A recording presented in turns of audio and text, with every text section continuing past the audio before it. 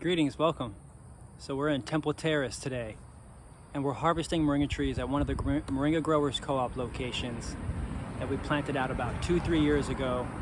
She's been an avid visitor of the farmer's market, loves our products, and wanted to get moringa growing in her own front yard.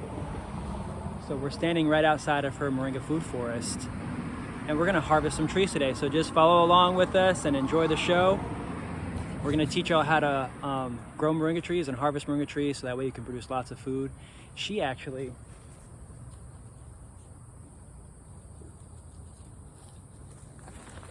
already provided lots of greens already. She's got lots of greens. She hooked us up. She's drying them right here at her house, and she's gonna be providing these for us in return for stock, moringa stock.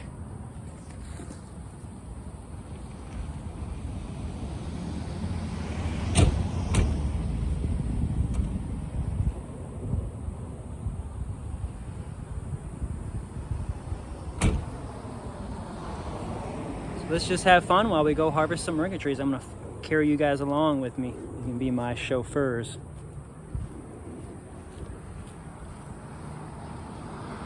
Got some moringa greens, lots of moringa greens.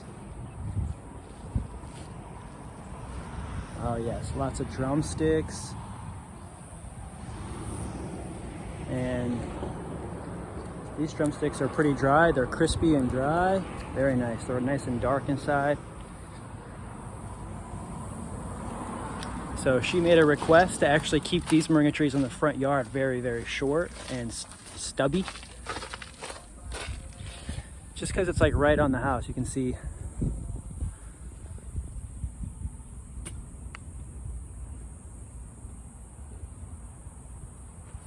Nice. Wonderful. So we're just gonna get this tree cut back so you can kind of see how we'll kind of start to assess. She's like, okay, it's really close to the house. Doesn't need to touch the house. Go ahead and bring it back to a stub. She likes to top them. I suggested maybe just trying to fill it out more, get a structure. She's like, no, I really like it small here in front of the house, and I love that. The owners just tell me what to do, you know, and that's cool. I love that. You know, every house is different. Every owner is going to be different in how they want to care for their trees, and we're learning how to care for everybody's trees together and what's healthy for them and what's good for them too. And she's like, this way it actually produces more fresh greens all the time. And I'm like, I agree.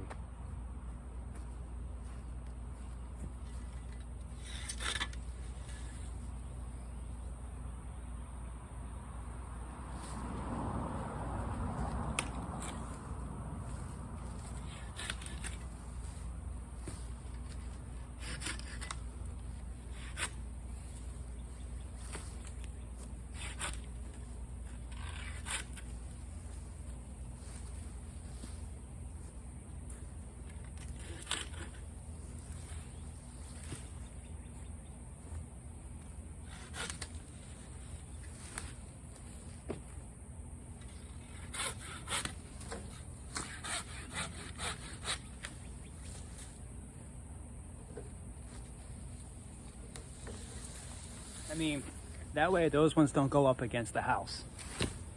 So now it's just being back to a stick, and she likes that.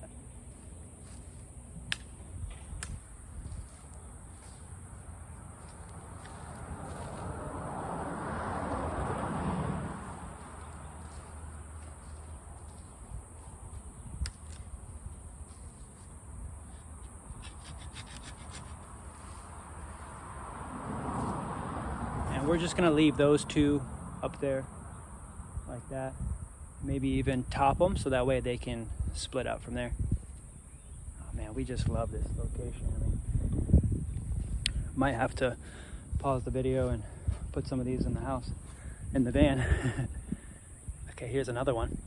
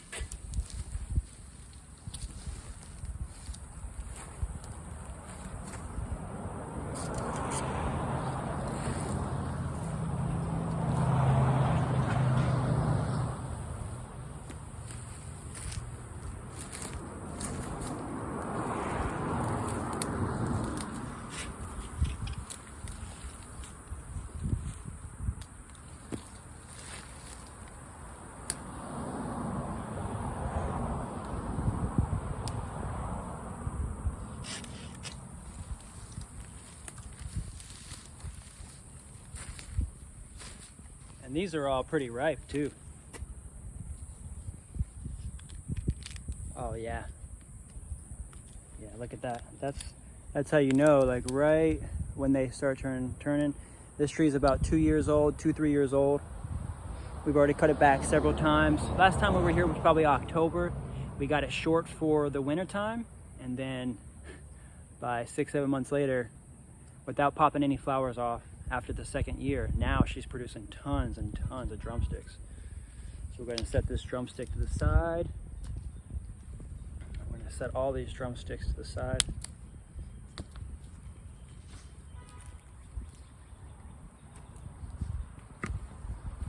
Beautiful drumsticks.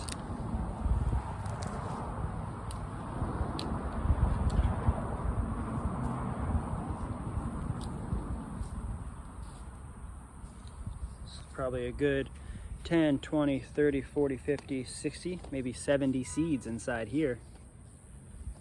You know, just a little handful.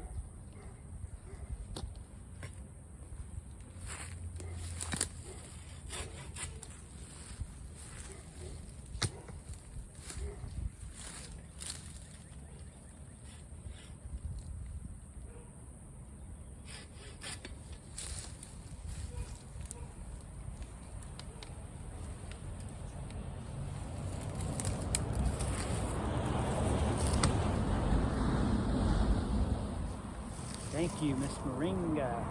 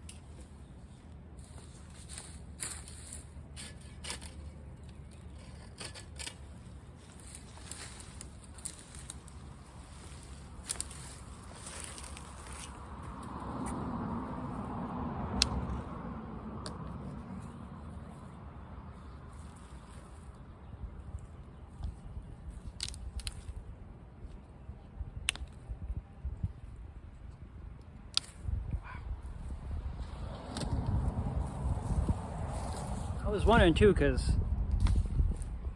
she put pine on the ground. And so I was like, I wonder if that's going to change the pH of the soil and maybe make it more acidic or alkaline, or what causes the trees to produce more drumsticks. I'm not sure. It could be, you know, a slight variation in the pH to help produce it more drumsticks. I do believe there's something in that. I want to look more into that.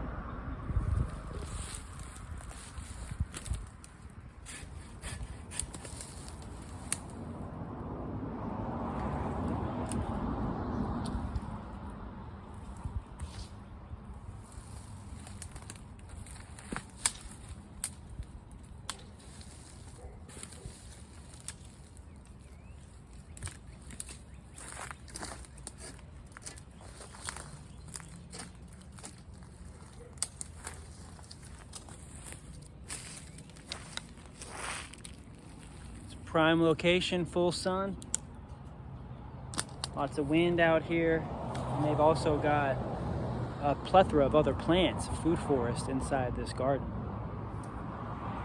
Lots of natives, lots of food, lots of fruit. There's citrus all over the place.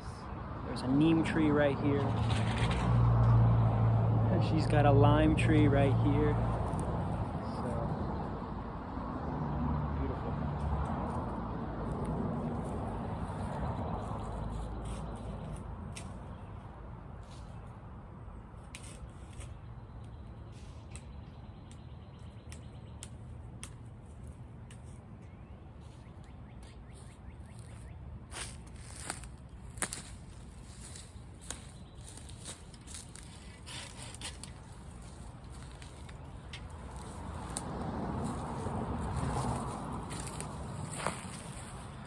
So what can you use drumsticks with for? You can make soup and sambar. You can make stews and stock. You can make stock, vegetable stock with it. It thickens up in the soup.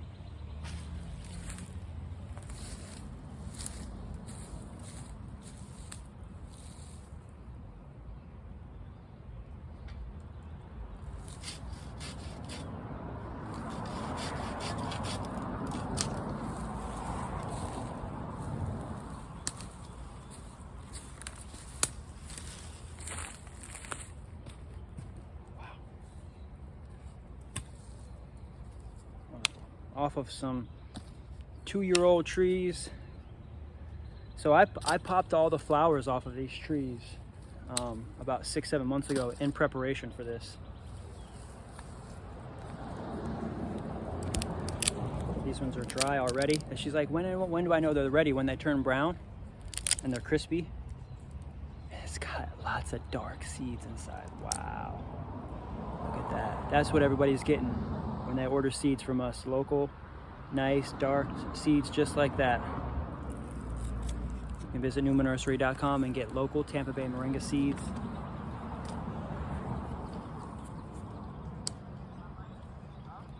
All organic.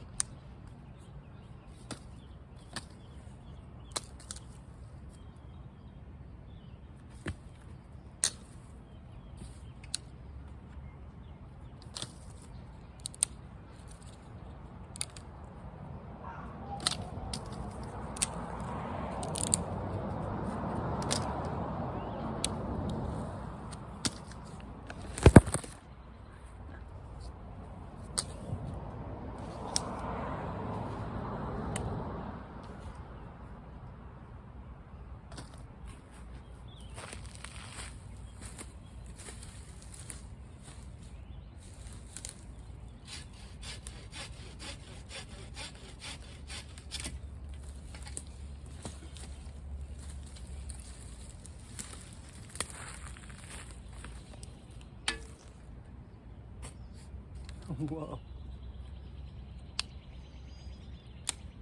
Oh yeah. So if you have any questions about Moringa, you can text me at 813-567-3100. Be more than happy to answer your questions about Moringa, how to get drumsticks.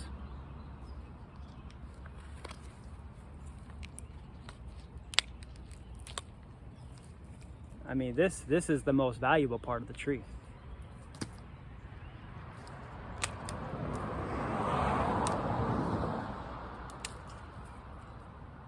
Drumsticks, baby.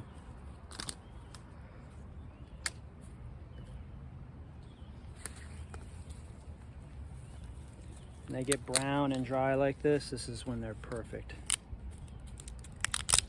Oh yeah, look at that.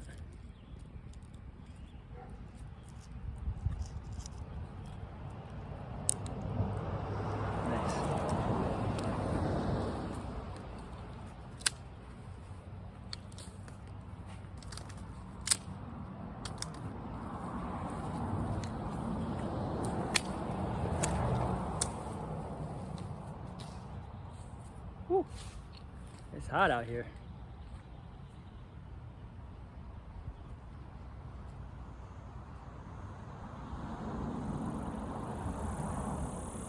Thanks for watching and joining the Moringa Growers Co-op via Newman Nursery.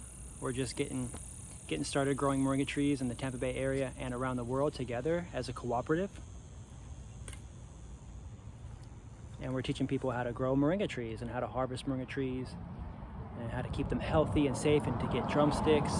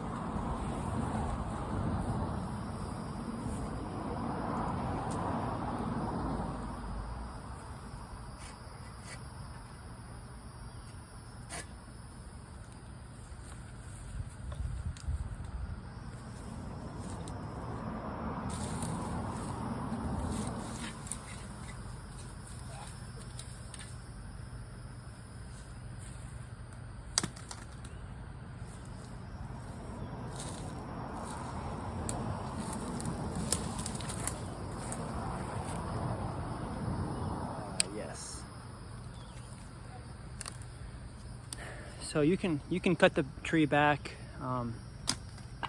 at any height that you'd like. Any time of year, you can just get to know your trees and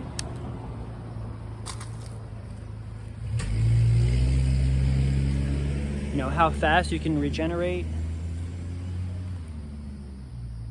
You know, this is taken about 2 to 3 years to get to this height. I mean, we've cut it back, you know, a couple times to reach this kind of level. I think I do notice the pine, it does kind of make it a little bit thinner and brittle. I could be wrong.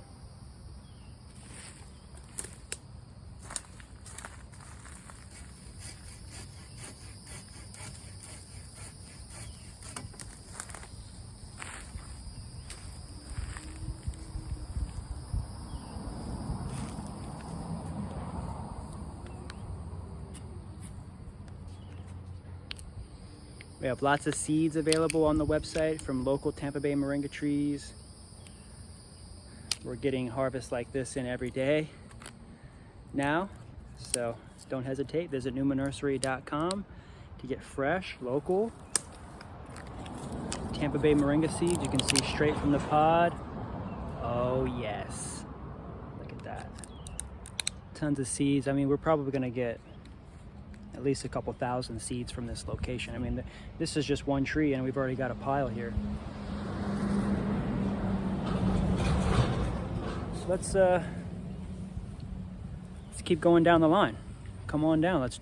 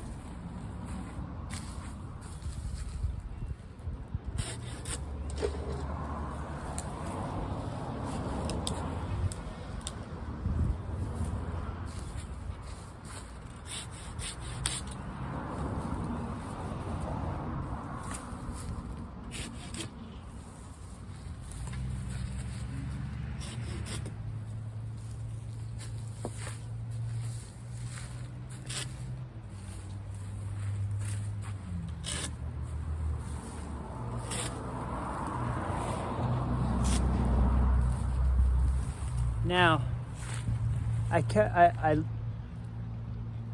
I was instructed by the owner to keep these trees along the front, especially short and especially close. So we're bringing them back really close and tight to the tree. She's like, I don't really want it structurized. I don't want it to get really big and stuff. This is really close to the house. So we're just keeping the line here, but we're keeping it short. She likes being able to have it bush out and just be able to pick from regularly. So you can see that we just kind of thinned this one out completely out. She's like, go ahead and take all of it this time. We've got plenty of greens. We know that it's going to come back. It's in the middle of summer. She's like, the greens are going to yellow out with all the rains. Go ahead and take them now while they're good and green. And so she's working together with us, knowing, you know, the seasons, the strategies to get the best looking greens possible for our customers.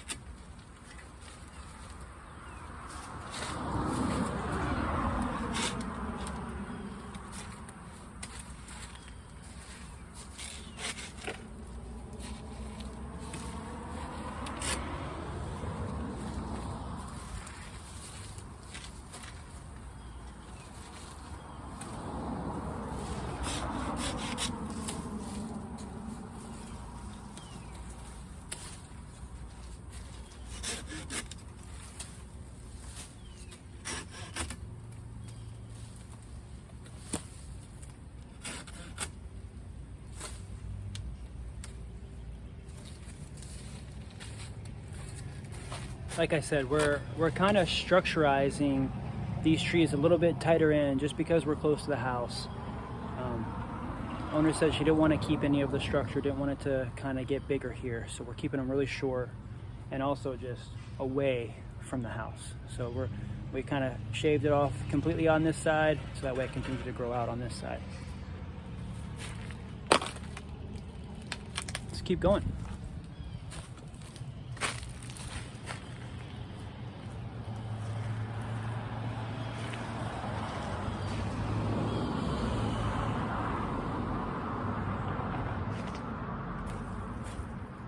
Got a nice little tree here. She said, go ahead and get it back real nice. She likes to top them. She likes to just have them topped real short. It allows her to be able to come by and harvest. She loves that. And it serves her well and for the uses that she needs it for in her front yard.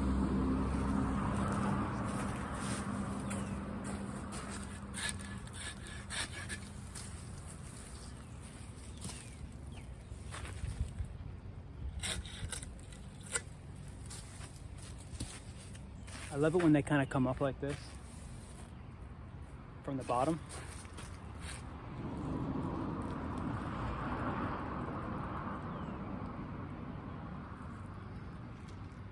Because then it starts to make like another shoot from the bottom. And now that one will have like 3 pieces coming up by next year. It'll be nice and big. I could possibly stand in it. You know, hopefully I can get it bigger. She's like, no, keep it back short.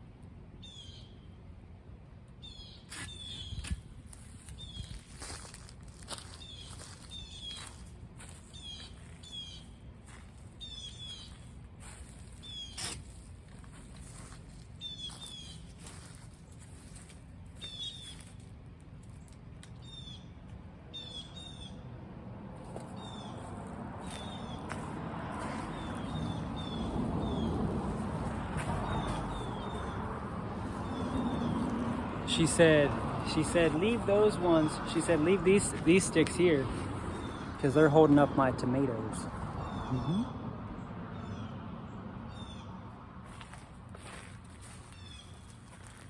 And it keeps them nice and shaded, so I might not even touch this tree at all because it keeps her tomatoes shaded.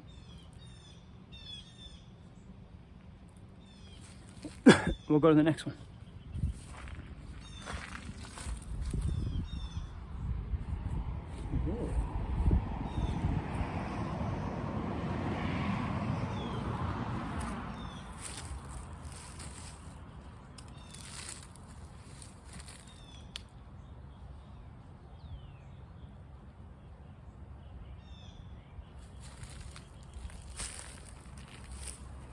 Kind of don't even want to harm this one because of the tomatoes. I may just jack the drumsticks.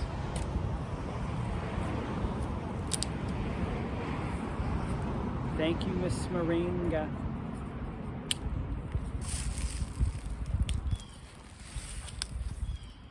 Thank you.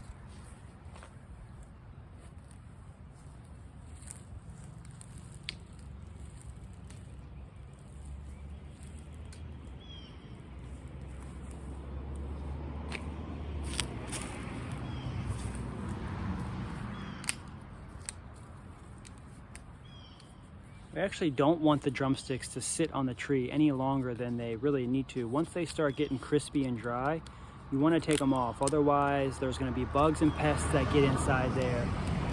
But you want to keep these seeds nice and good. They're edible, so there's going to be other bugs that eat them too. So as soon as you start seeing them turning, getting plump up and fat like that, kind of getting a little bit hard and maybe darker, browner color, they're ready to go.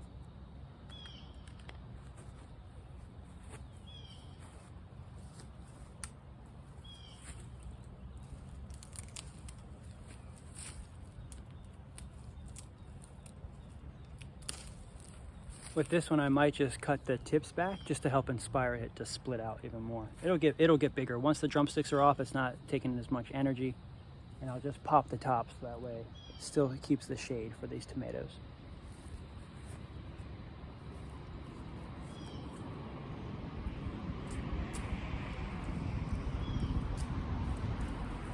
Popping the top is just taking the top. I'm just taking that very tip piece. And that helps to inspire more splits without having to take so much.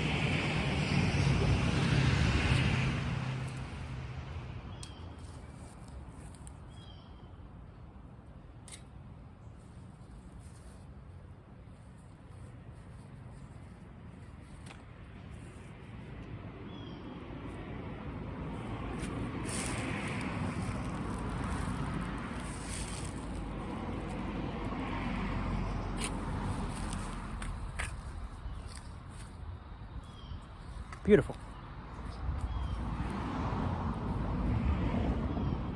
Got a couple more here.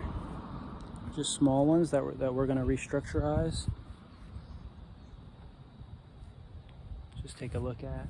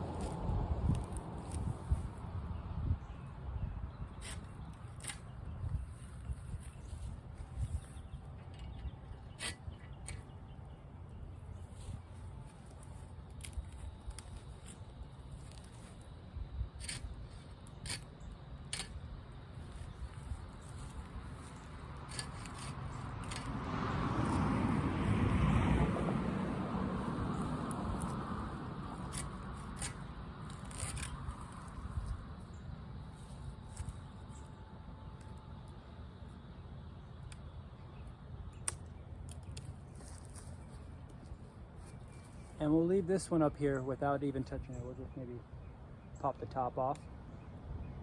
Pop the top. And that always just helps it to split and grow, regrow.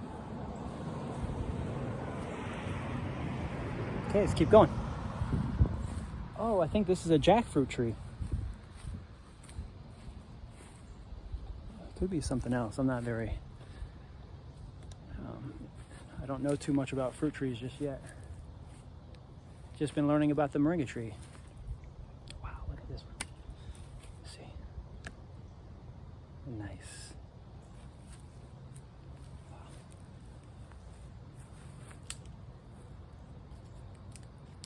Wow. Yeah, they look like bug-free. Just nice and dark.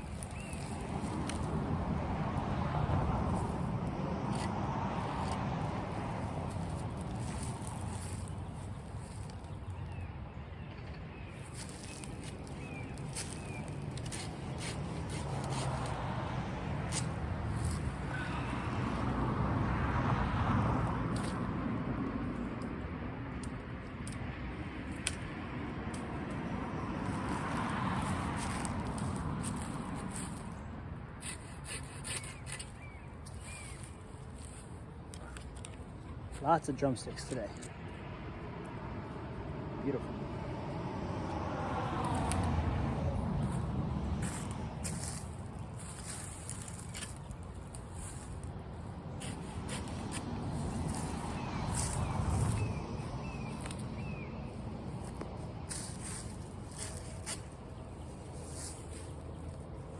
Yeah, so strategically we're just trying to structurize the trees so that way they get thicker. And so we're maintaining the forks. You know, once it comes up and it splits, we're leaving like 2 to 3 forks off of each split. Anything that's coming into the center, we're going ahead and remove so that way it opens up the center and each one of the stems has enough room to regrow.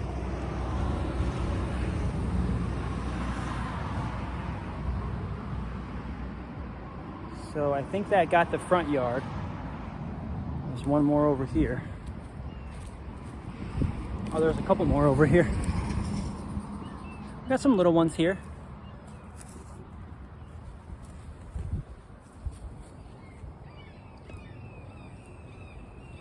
Nice. Beautiful. It's like right on the edge. It's like right on the edge of this oak tree.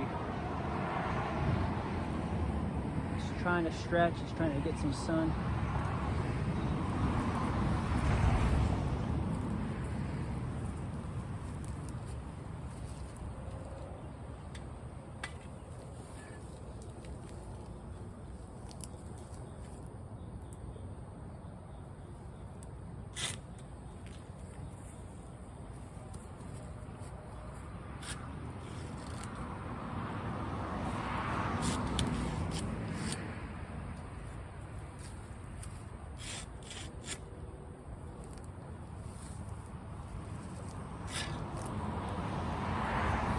You can see I left all the forks kind of long on this one. That way it could stretch and stay kind of tall. You know, every time, you know, there's a collar on there, it's gonna sprout from there, it's gonna sprout from there, it's gonna sprout from there, it's gonna sprout from there. So just by leaving those forks a little bit longer, you'll get a lot more sprouts from it, and we can decide which ones to keep. But also trying to keep it a little bit taller for this area because of the tree that's next to it, just to keep it more in sun. Same with this one. This one's kind of a little bit covered by the palm tree here. So it's like pushing over this way.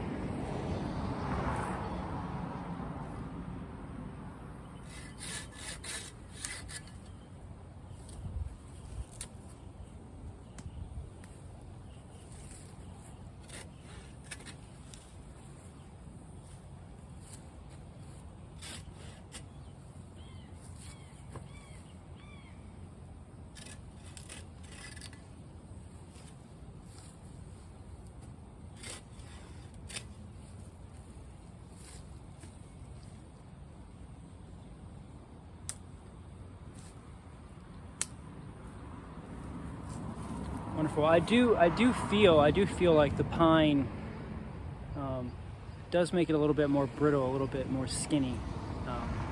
Pine has an allele in it, a natural allele in it to prevent any other things from growing in and around pine. It's one of the reasons why when you see a pine forest, you only see pine trees. It prevents other trees from popping up. So this is just what I'm seeing, you know, a little bit more brittle trees, thinner stem trees, especially on these 3-year-old trees. They should be a lot bigger. But they're producing tons of drumsticks. So I'm wondering, you know, if it changes the pH to where it produces more drumsticks. As in this one right back here.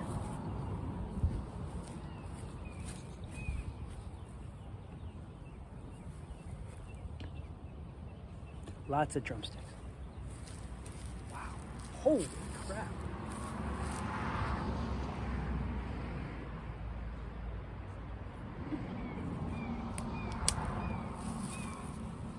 This one probably has like 20 seeds in it.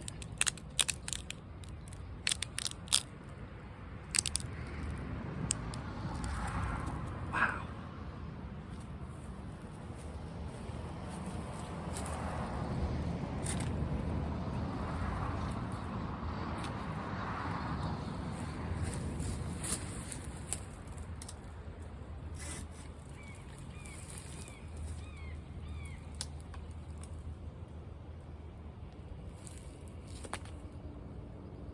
No way.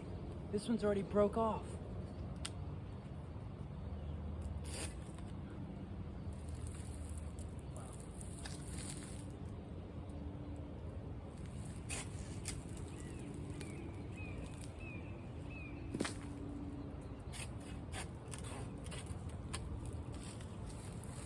Okay.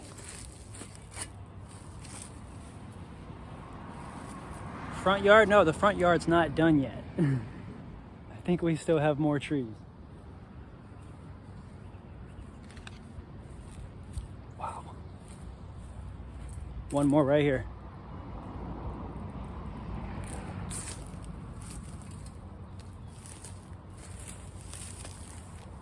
Just on the ground.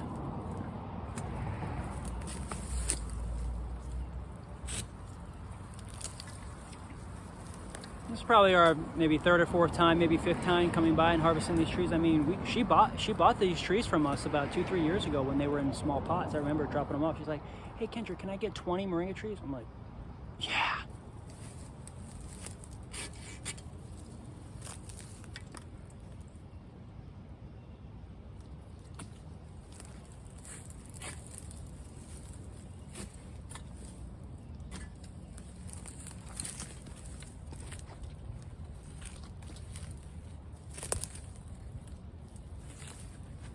Okay, so we're gonna go ahead and go to the backyard now. That was a great front yard harvest. And we'll go ahead and show you the backyard. As you She's got a few trees back there, a couple other plants too. She's got a beautiful food forest. Lots of pollinating plants. She's loving butterflies and hummingbees, so she's got the chaya. Yeah. Nice row of chaya here in the backyard, leading to the backyard. And then it opens up into another moringa forest. Wow. Beautiful.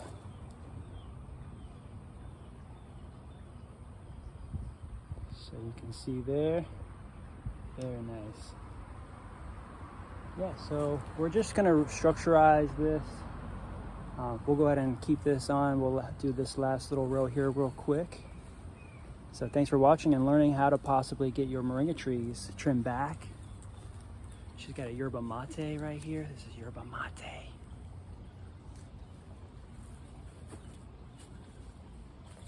It's like these ones we can keep a little bit bigger. And just kind of thin out all those fingers. So we're gonna figure out which ones to keep together. So first, we're going from the inside. So I'm just gonna start pulling things off that's kind of on the inside. Start taking like little ones.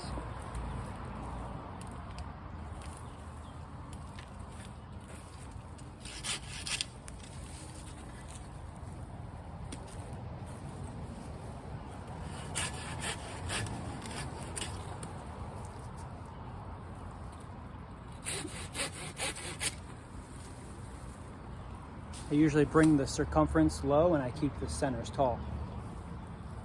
But the owner this time, she's like, go ahead and just take it all back down. She likes them short. She's like, when they leave yellowing, she's like, take them. We want you to use them before they get yellow. So she knows that constantly regrowing and regenerating this tree produces fresh greens for us.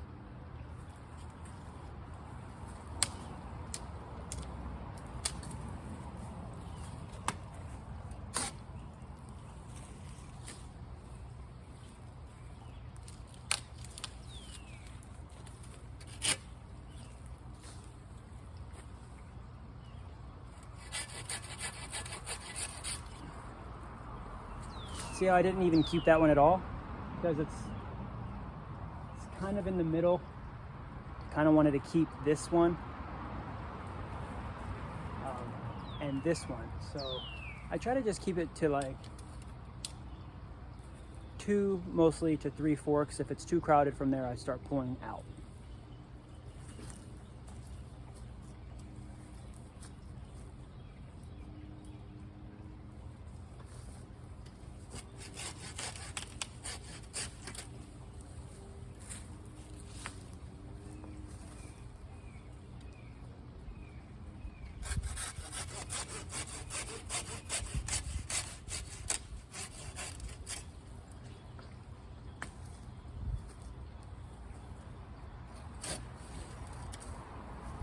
See how I kept this one?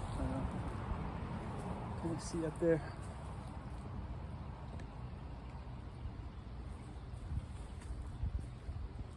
I cut it here and left this little piece here.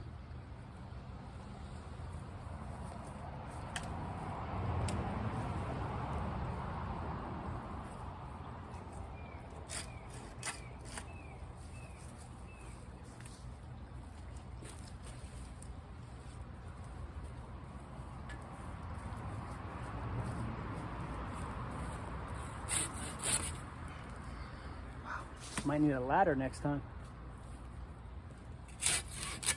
So see how I cut this one all the way back, but left these 3, and I left about a foot off of each split.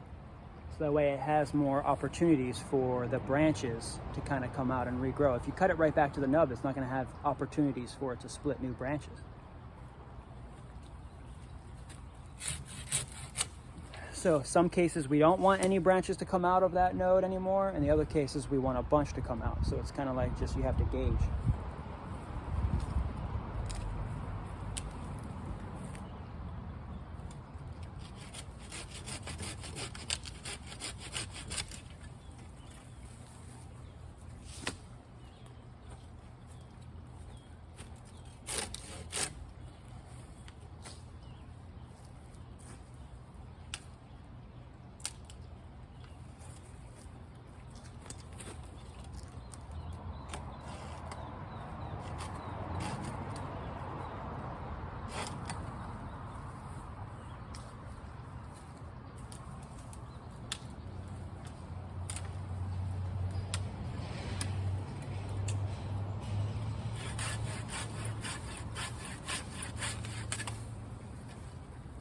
So like the reason why, like, so like I left this 6 months ago, cut it here.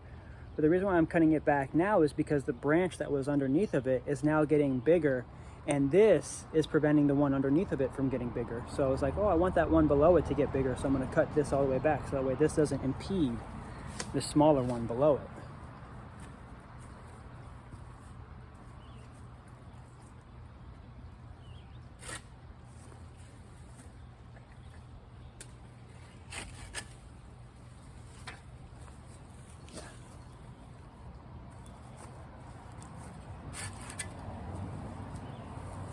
See, like even this one. So that's 3.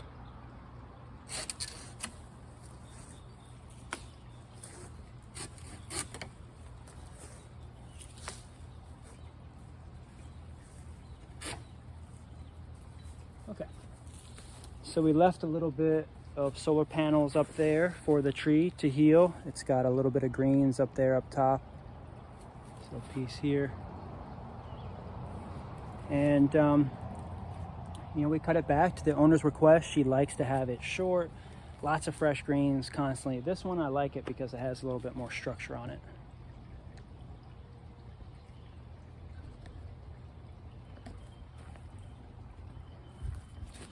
So we've got a couple more tall ones.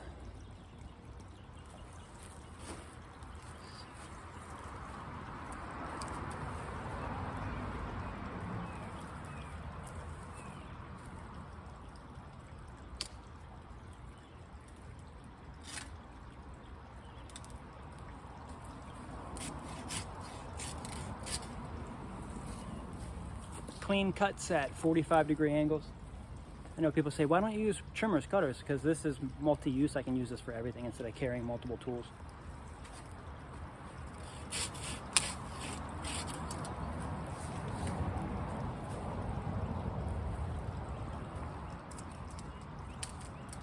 Okay, here's a good one. So we've got those 3. But I feel like this one is crowding this one and this one, and I like those 2, and I like the distance between it. So I might even take this one all the way out.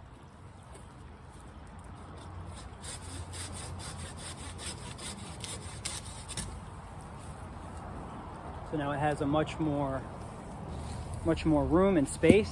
That way anything that comes off of those will be much more bigger and it won't be crowded.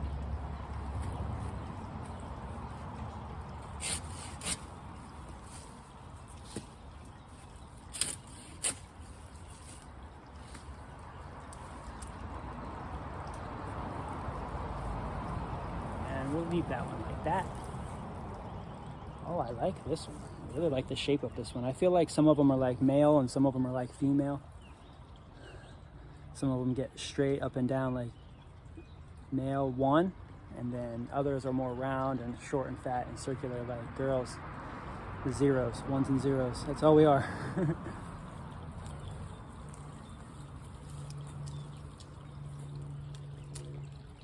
I feel like that one's a male, and this one's a female. This one has the jumpsuits. This one's a little young. And we could keep it on there. But we're trying to transition from drumstick now back to green, so we might even just cook this one up.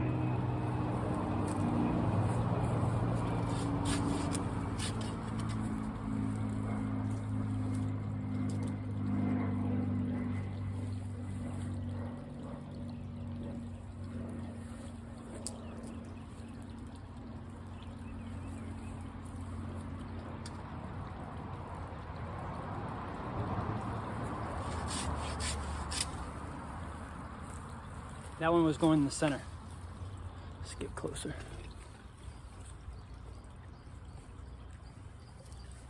So this one was kind of going into the center. It was crowding this one. These 2 are nice. These 2 are too close together. Which one? I'll take the one away that's closest to the center.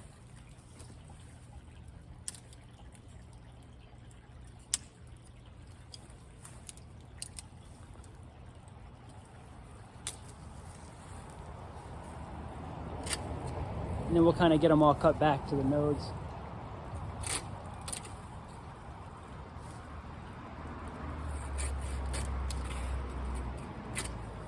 try to do clean cuts.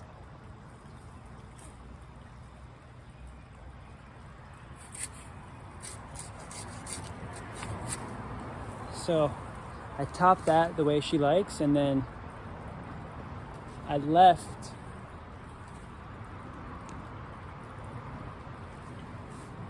this piece, and this piece, so that way they can regrow and sprout.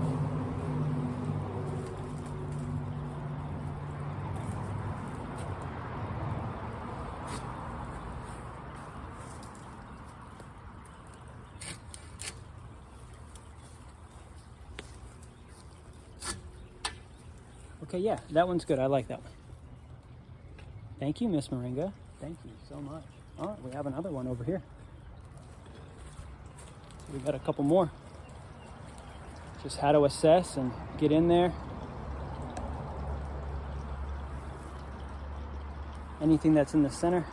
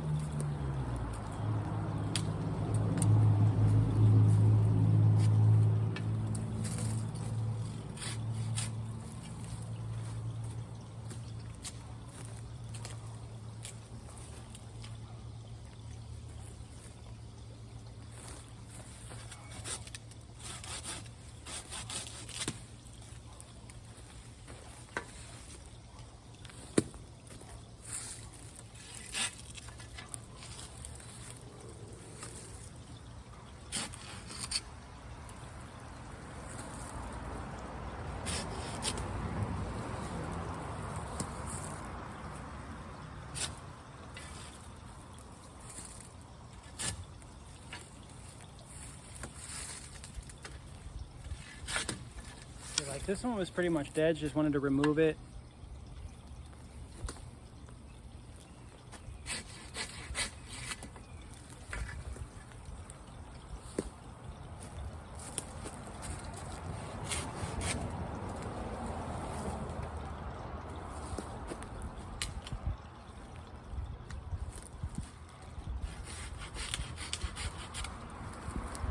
I took that one because it was the third one and it was kind of like in the middle, and I just like to have them a little bit more spaced out. So that's good. We'll leave that one up there, that top one up there. A little bit of greens. I try to keep the trees in mind and try to have them helpful, heal them. You know, try to keep something on there. Because I know that a little bit of sun and a little bit of leaves will also help to regenerate. So we've got a real tall one here. She said this one's really nice, but go ahead and get it cut back short because she can't even reach it.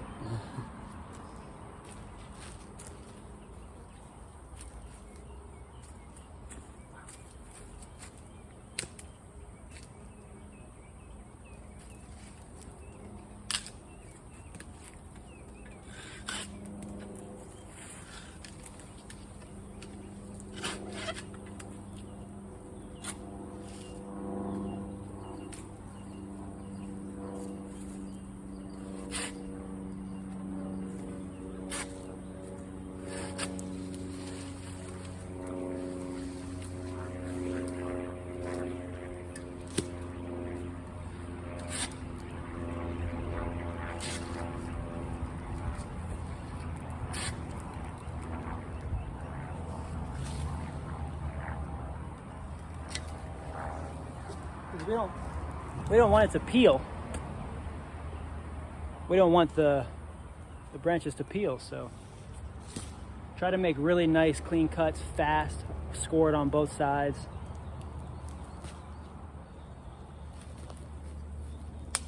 That way it has an opportunity to seal up, and so it doesn't let any moisture in. So I'm cutting it above the collar. So there's a collar on there, kind of like a piece where another stem comes out. And I cut them usually above the collar at angles. It's like there's a collar there, there's a collar there. Cut it in between the collar.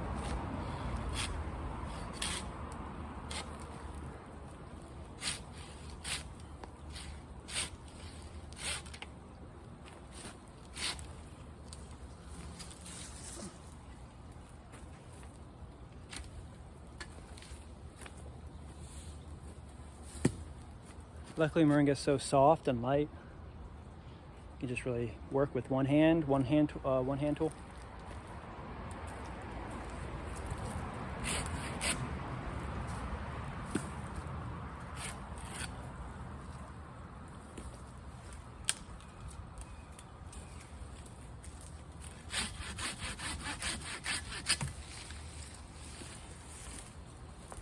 Sometimes you just got to go fast. And it comes down clean.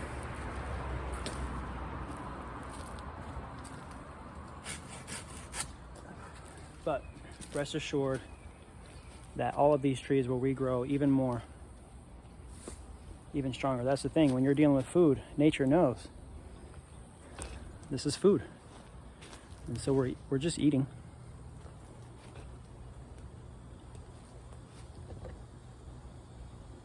We're acting like a hungry hippo right now.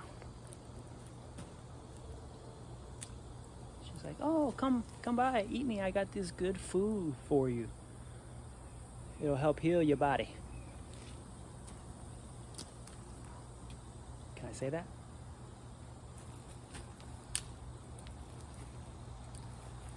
It can help heal your body. That's the key word, it can. And that's why I'm allowed to say it.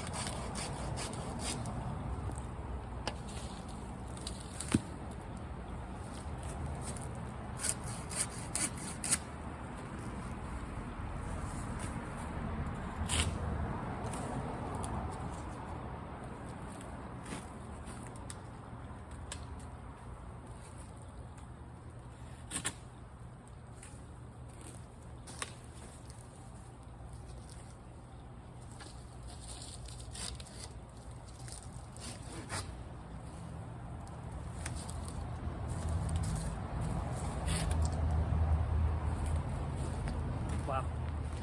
Thank you everybody for joining us today. We just came by to a local co-op member's house here in Temple Terrace. Thanks for joining us and learning more about the Moringa tree. If you'd like to join the Moringa Growers Co-op, we have a Facebook page, Moringa Growers Co-op Facebook page. Also, the group is live. I'm in there posting live all the time. My name is Kendrick Henry. I'm the founder of the co-op and Numa Nursery. And I've been growing Moringa trees here in the Tampa Bay area for about 5 years on other people's locations, just like this. Harvesting and providing the products by hand. Right now, you can receive 10 free Moringa trees with each Moringa tree starter kit at numanursery.com. Get 10 free Moringa trees.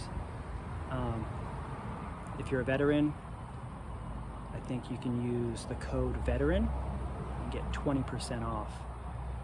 And if you know a veteran or want to order for a veteran, please use that code, 20% off, VETERAN. And yeah, we appreciate you for your service.